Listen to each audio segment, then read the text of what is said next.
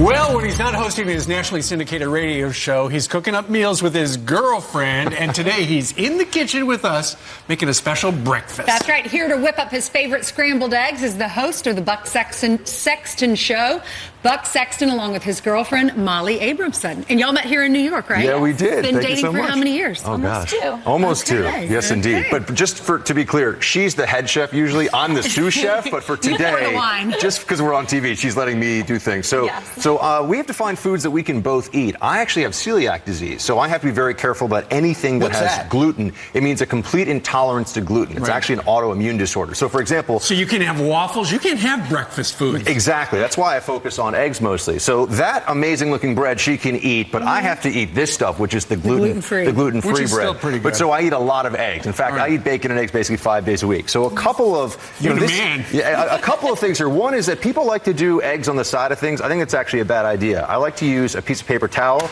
and go in real time like that, because this way you're much less likely to get eggshell in the dish as you go along. You learned this on YouTube, right? I watch a lot of YouTube. Chef Ramsay, if you're out there, you are an inspiration. And what do you usually do at this point while he's cracking eggs? She cracks jokes. Yeah, I'm watching TV, relaxing, just making What's it like dating him, former CIA?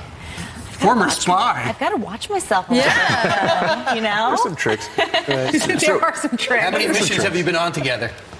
We can neither confirm nor deny. This is one. Okay, so what makes it special eggs? What else do you do? So a few things. One is that as you go along, and I'm trying to get the heat going a little higher here, as you can see, it's going to look like this at the end. Right. But I think the biggest problem when people cook eggs is they tend to overcook them. Absolutely. And it gives it that rubbery texture. So one thing I'll note is that as you're going along here, you stir it kind of like a risotto, right? You want to make sure you kind of keep the movement going, to keep that heat around. But the moment that it starts to actually congeal, when it starts to get a little harder, I like to take it off. I like to take it off the heat entirely. I think that's a really important trick. So as we're going here... It's kind of you showing off. We only have about 30 seconds. I thought I could get them all done at that point, but honey, usually, what are some of your favorite things here? We have goat cheese and creme fraiche. So let's do this first. Creme fraiche. You can add the creme fraiche in to sort of bring the temperature down a little bit, which is excellent. Delicious. And then you throw in, at the end usually, we're cheating here, some chives. Yeah. It looks like that, which is absolutely delicious, as you can see. And like I said, just don't be afraid to push those eggs off the heat. And believe in yourself. And believe in yourself.